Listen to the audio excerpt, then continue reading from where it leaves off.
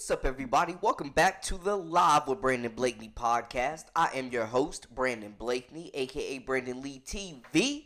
You know I got another banger for you, so kick back, relax, and come take a ride with me. You are now locked into the Live with Brandon Blakeney podcast. Here is your host, Brandon Blakeney.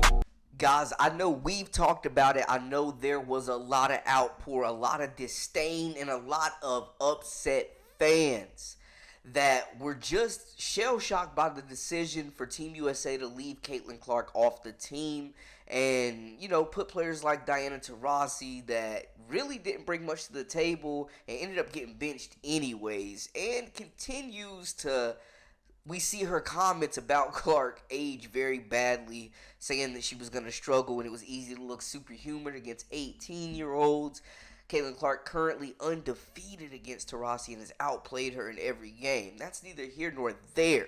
But we see out of the break, and people are taking notice, man, that she really used this time to get in the lab, study film, and come out an entirely different player than we saw pre-break. Now, I think her being left off the Olympic team was truly a blessing in disguise, guys. And we're seeing the benefits and the fruits of that labor during that break of her putting in work. Did y'all see, first off, how she came out in straight attack mode, running the offense, demanding the basketball, and then just making play after play? Play after play, like an orchestra, like a conductor conducting an orchestra, a beautiful musical, man. The way she was out there dishing the rock, continued to play with pace the entire game. Honestly, it felt like for 4 quarters had the Mercury on their heels. The third got a little ugly, not gonna lie. It was like an 18-5 run. Coach Christy Sides being Coach Sides and not calling timeouts. We know that. But Caitlin wasn't taken out in crucial points of the game. She was allowed to cook. She was hunting her shot, getting it off the dribble, the pick and roll. Her and Aaliyah Boston continued to develop.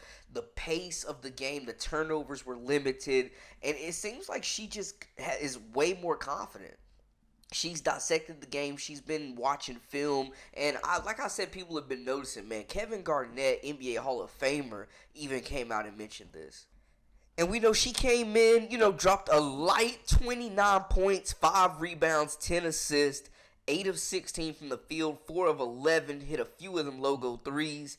And she continues to break records, man. This is the 9th game this season with 20-plus points, 5-plus rebounds, 5-plus assists, the second most in a single season ever.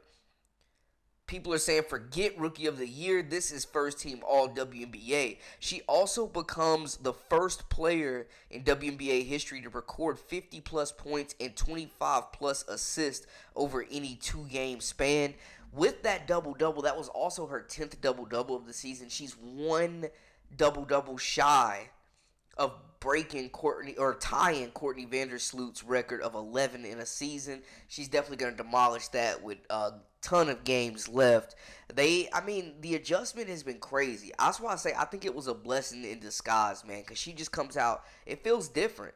The poise, the deliveries, the court vision that we've been seeing is there, but it was just more precise. She was throwing dots out there, playing with pace, like the physicality was not an issue. She was in control the whole game. She controlled the tempo of this game. And, her and Kelsey Mitchell looked exceptional together, guys. This is the first time I've seen them where it felt like this backcourt actually complemented one another, man. Like, they actually looked exceptional together. Kelsey Mitchell wasn't playing selfish basketball. You know what I'm saying? She was finding her shots within the flow of the offense. It was the smoothest 28 piece you will see probably all season. Caitlin was just dissecting the defense, finding Mitchell assist, dime after dime after dime. She was in constant movement. Shout out Coach Sides, man. Honestly, just her effort out there, man. As far as the rotations were a little suspect. I think Erica Wheeler played a little too long. But just the offensive flow, they had 30 points in the first quarter. Like, the way the ball was moving and this offense was humming and this motion and these pick and rolls in the 2-woman game with Clark and Boston. Boston played huge on the glass against BG, one of the most physical and biggest post players in the entire league, man. I just think this team is firing on all cylinders. The chemistry was there. Lexi Hull made things very tough on Clea Copper.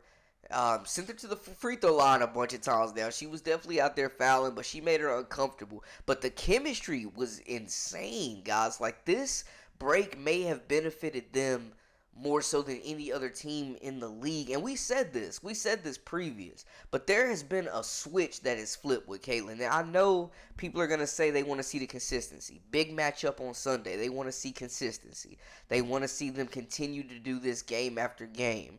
Clark is on fire right now, though, man. From that last game against Dallas, setting the career high in assists, to leading, with Enrique leading the All-Stars past Team USA, to now picking up this big win, having the Fever right in playoff position. And are y'all seeing the numbers they are doing, man? Like, the numbers are insane. The PR team for the Indiana Fever announced that they had a 265% increase in attendance, 1,000% in team store net sales growth. They added more than 1.3 million social media followers since mid-April, and a 225% increase in corporate partners, most in the WNBA, man. They will have 38 games on national TV. 10 broadcast viewer records. Most nationally viewed team. I mean, guys, the Caitlin Clark effect is impeccable. They are taking over right now. They are taking over, and it feels like at this point the Fever are the WNBA's team. They are the WNBA's team, man. They are the most popular team right now. They're selling out every game. And Caitlin looks like she's on the way to be a bona fide superstar. I think she's got Rookie of the Year in the bag, but it's still a race. It's still a race. But right now, it's her award to lose. They look like they're going to be a tough out in the playoffs. And I'm excited to see what they do in free agency. I think they have to re-sign Kelsey Mitchell, though. Right, guys? Like, they have to. Kelsey Mitchell has proven that she wants to be around.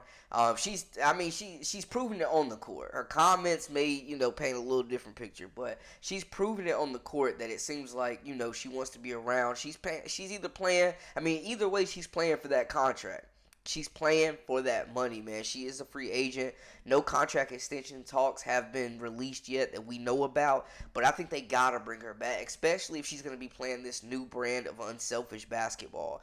Like, playing team basketball, I think it feels like she's bought in, and any move that the Fever make moving forward, in my opinion, humbly, needs to be to build around Kelsey Mitchell, Caitlin Clark, and Aaliyah Boston. That is the big three. You have a solid core. You have a young core. Follow the Aces blueprint and make it happen and add quality pieces around this big three, man, because the Fever look like a tough out, and if you're not going to be able to score points, you will get run off the court, man. But y'all let me know how y'all feel in the comments about the situation. Holler at me. That is a wrap for us. For all the latest and the greatest, I am Brandon Blakeney, a.k.a. Brandon Lee TV. Until next time, we out.